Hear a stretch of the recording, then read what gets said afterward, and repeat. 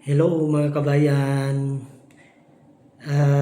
Gusto ko lang sabihin sa inyo na mas pipiliin ko si PBBM kaysa mga nakaraang administrasyon dahil siya ang nagsiwalat ng pagpapaimbestiga ng mga maanumalyang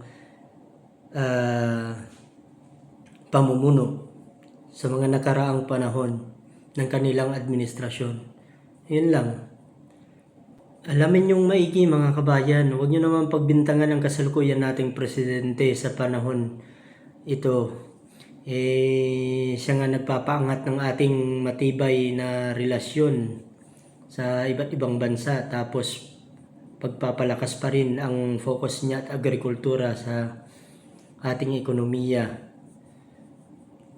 Buksan nyo po ang isipan nyo mga kabayan.